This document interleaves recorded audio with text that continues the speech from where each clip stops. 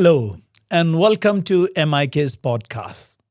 Today is a very special podcast, not because it's being recorded and brought to you in English, but primarily because of a very special guest.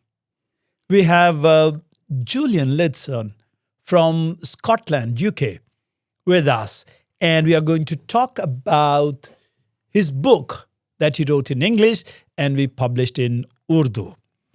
Julyan is a Bible teacher, a church planter, and he has been associated with a number of Christian organizations doing God's work. And we have privilege and joy to have Julyan with us. Julyan, welcome. It's great to be with you, Peter. Thank you so much for making time. We know that you have a very busy schedule, but still you made it possible to come and sit down with us. Thank you so much, Julyan. Julyan, you know that MIK published books in Urdu, and your book, Give Up the Purple, is printed in Urdu, translated. Tell us something about your book. What is it about? It's about Christian leadership, and it was birthed in my heart quite a long time ago. I've been involved with ministry in the Middle East, with Turks and Iranians and Afghans and Arabs. I've observed that quite often God starts a significant work. There's a gifted brother who has a passion to serve the Lord with ability and intelligence and character. And it starts to flourish and people are added.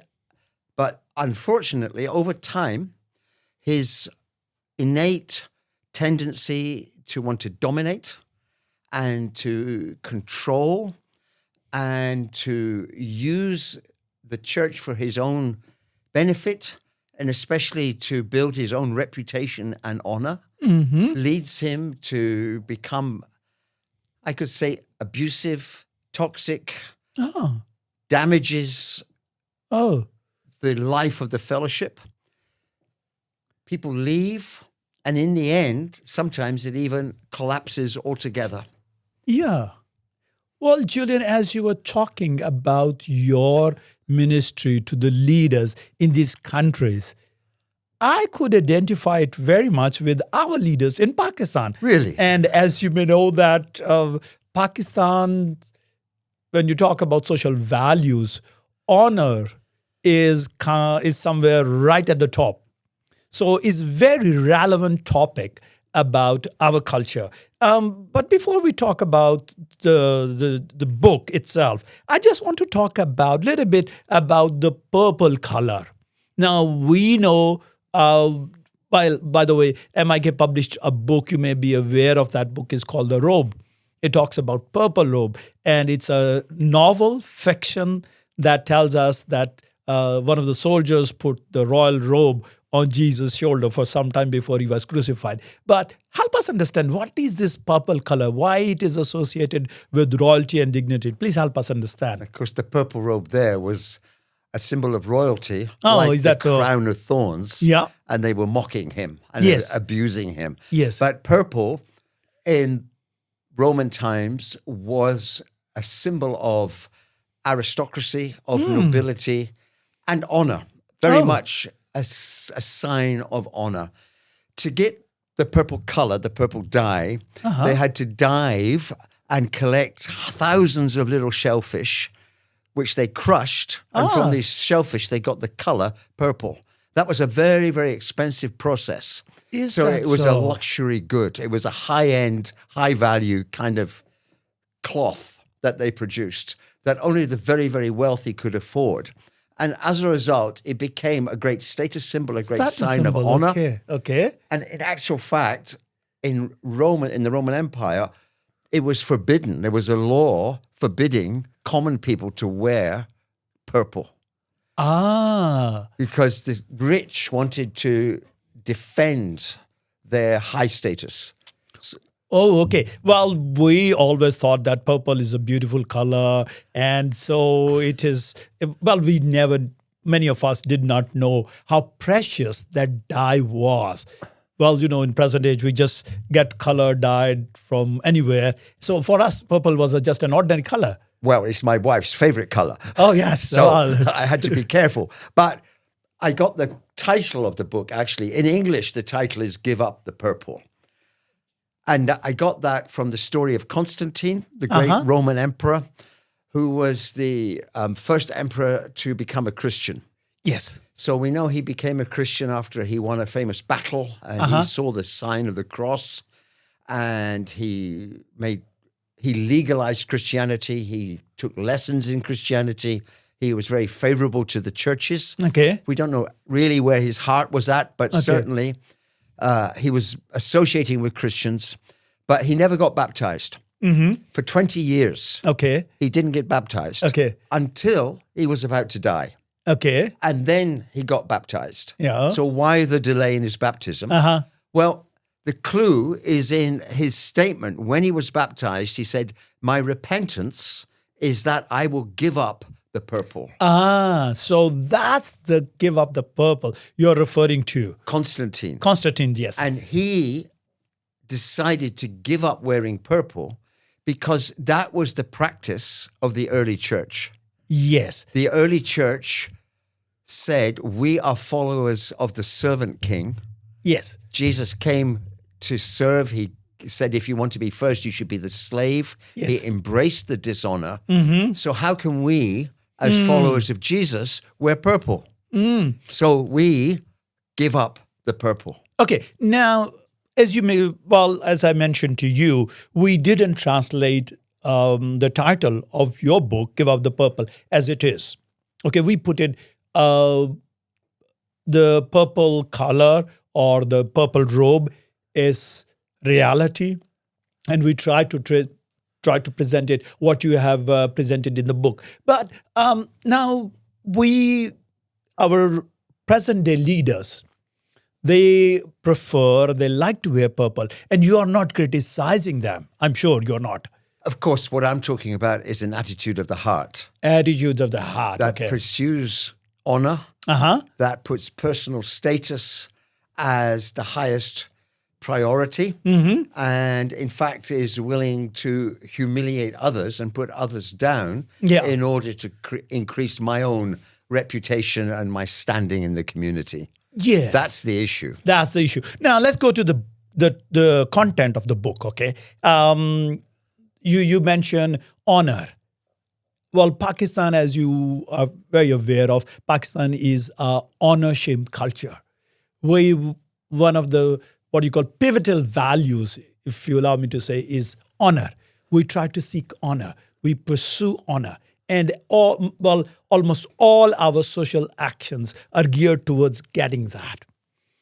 Does the Bible talk about it? Is it common in the Bible as well? And how does the Bible look at the values, and particularly the honor value in the society? First of all, let me say, God is the most honorable, and he bestows honor. Yes.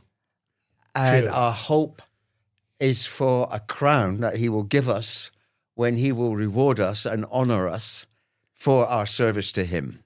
That's the best honor we can get. That's the greatest honor. The well done of the king is the honor that we aspire to. Yes. So honor in itself is not an evil or a bad thing. Even in the leadership context. What is the problem is trying to grab my own honor. Yes. Rather than looking for God's honor. Receiving honor from God, of course, and with that honor, he gives authority. Because honor and authority go closely together. Yes. As my honor increases, my authority increases, and vice versa. And that's why leaders who pursue honor seek to enhance and increase and impose their authority. Because they feel that the more authority I have, the more I boss people around, the more people I control, the greater my honor. Yes. Now, one of the problems in the leadership context, which you may have also seen, and we want our readers also to get to understand it, is that, as you mentioned, honor and authority both come together. Now, is there any line that Bible helps us to draw between honor and authority, and what kind of authority we need to exercise as honorable person in the Lord Jesus Christ? We have to exercise authority like Jesus exercised authority. But that's a servanthood. That's which is servanthood. Uh-huh. And when Jesus came, he quite deliberately subverted contemporary understandings of honor. One of the insights during my research that excited me and really opened my mind was that the Roman world, the ancient world, in fact, the ancient Jewish world as well, was a shame-honor culture, Exactly, like we yes. find in the East today. So Jesus and Paul Yes. were functioning in exactly the same kind of context as we encounter Oh. in this part of the world. How close we are to the Jesus world. We are very close to the Jesus world. And yet, Get very different also. Jesus and Paul showed how it is possible to minister and to serve with quite a different mindset without being infected by that, but rather subverting that and modeling a completely different value system. Yes. So, and of course, right through Jesus's ministry of 3 years, we see him saying, if you want to enter the kingdom, you have to become like a child. Yes. Yeah.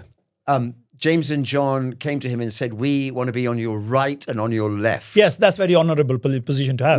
And powerful positions. Powerful as well. Because they're thinking Jesus is going to come as king. Okay. And when he comes as king, then I will be minister of finance Yes. with all the benefits. And you can be minister of defense Yes. with all the power. Absolutely. That was what they were thinking. Yeah. And of course, he rebuked them most strongly and said, if you want to be great, you have to be a servant. And if you want to be first, you have to be slave. Because I, the Son of Man, came not to be served, Yeah. but to serve and to give my life as a ransom for all. And the supreme example of that was his crucifixion. Because sometimes we don't understand that the basic meaning of crucifixion was humiliation. Yeah.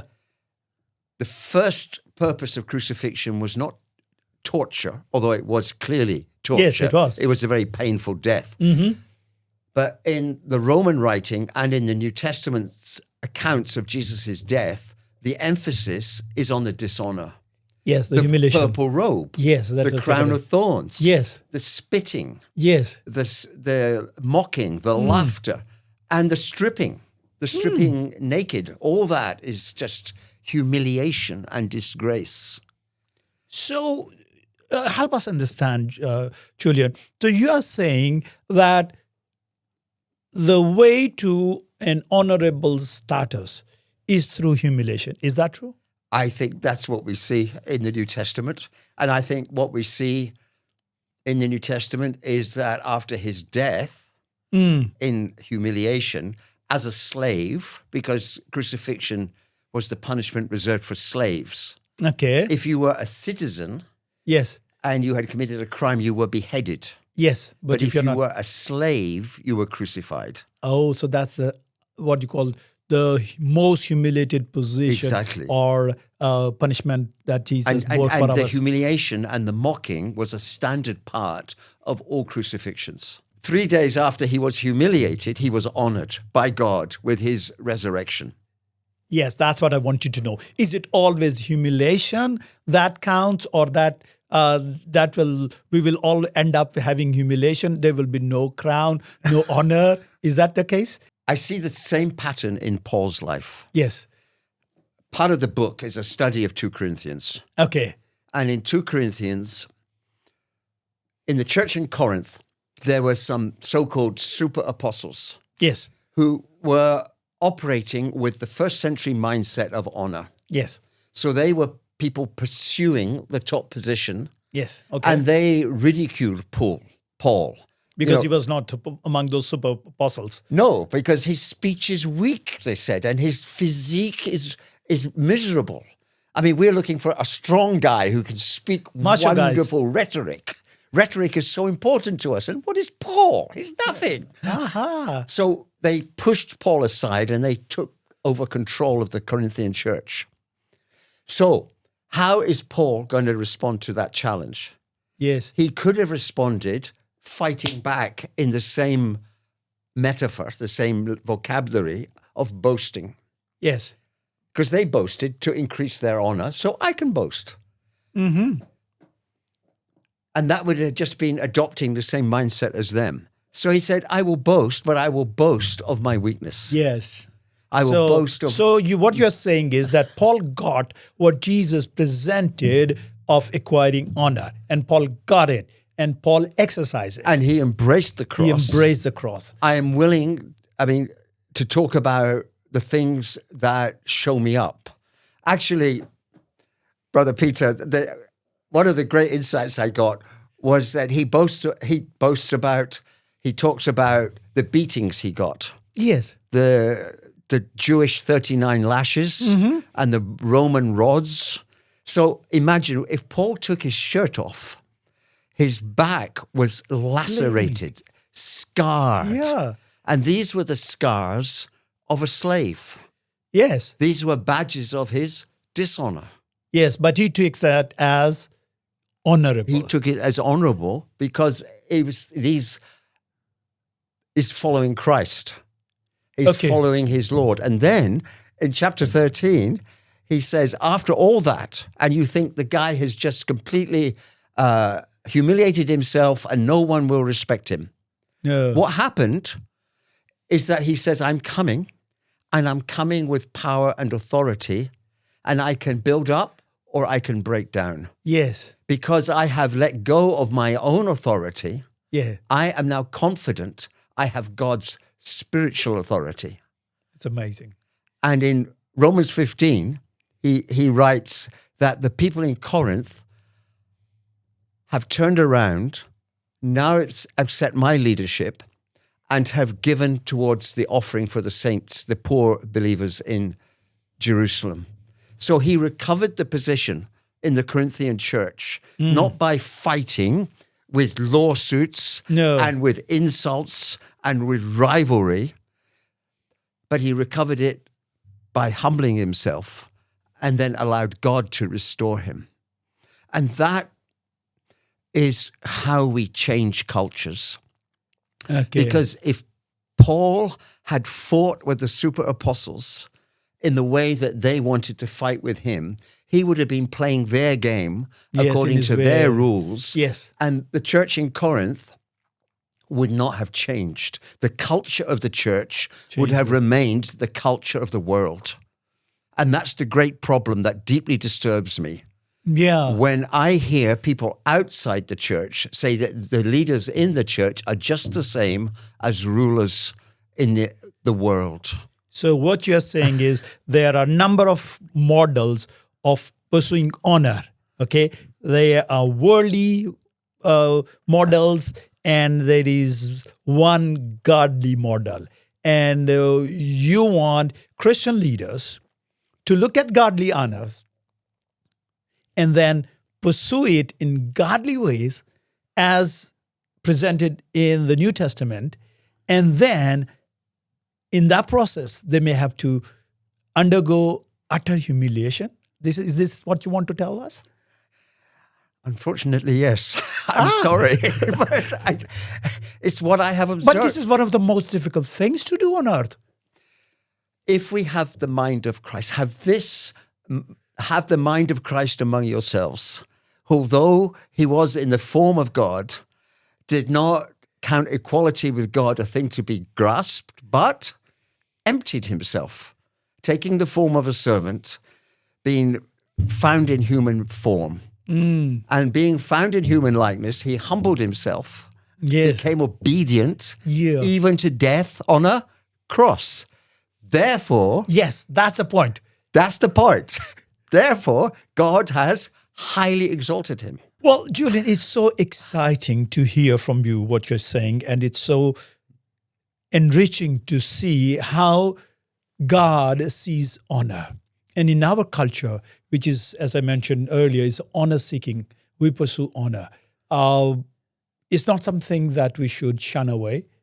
We should pursue honor because it's honorable in God's sight to pursue honor. But the way we pursue is going to be important. And actually, the Bible says give honor to each other. Yes, we Paul do that. in Romans 12 says compete in honoring each other. So Well, I'm not fighting for my honor. I'm fighting for your honor. So the whole picture of pursuing honor has been changed. It's upside down. Is that the case? Absolutely. That's what the New Testament, that's what the gospel does. It turns the world upside down. Well, it's very exciting. And as I read your book, I was so blessed to see how God values. Well, to wrap up, I don't want to tell everything that is in your book, lest I should take away the interest from our viewers, because they need to grab this book. It's available at MIK, Arghwani Choga और उसकी असलियत, दर्जाबंदी के मुआशरों में खादमाना क़यादत. It's such a wonderful, great book, and I want everybody to get a copy of it and make use of it. Julyan, just towards the end, it's meant for the leaders. It's not meant for common people. Is that the case? When I talk about the contents of this book at home, Yes. when I did a book launch in my own church 6 years ago, the brothers and sisters came to me and said, this is not only true in Turkey or Iran or Pakistan. You should see our headmaster. You should see the boss of my company. So it's for everybody. For everybody. Because we are in leadership role in one form or the other. Is that the case? That's it. So the boss of a company, the way he is humbled will be different, but he will have a mindset of looking out for the interests of his staff and putting the interests of his staff before his own personal interest. That doesn't mean he becomes a doormat. No. It doesn't mean he doesn't take his responsibility to direct and make decisions. But there's a clear difference in mindset and attitude, in transparency and in honoring others and in looking out for the interests of others. Julyan, I have seen how things have shaped in our own culture. And one of the sad realities that we are experiencing is that our church is suffering some irreparable losses. And somebody said it's not just the external pressure, persecution, that is hindering church growth. It is actually the inside conflicts. And somebody rightly pointed out that is the honor of the leaders that have been put at stake. And to preserve that honor, sometimes the leaders do things that are very unbiblical. So now towards the end, just wrap up. If I request you to say a few sentences for our church leaders, how should they look at honor and how should they pursue it? What would you like to say?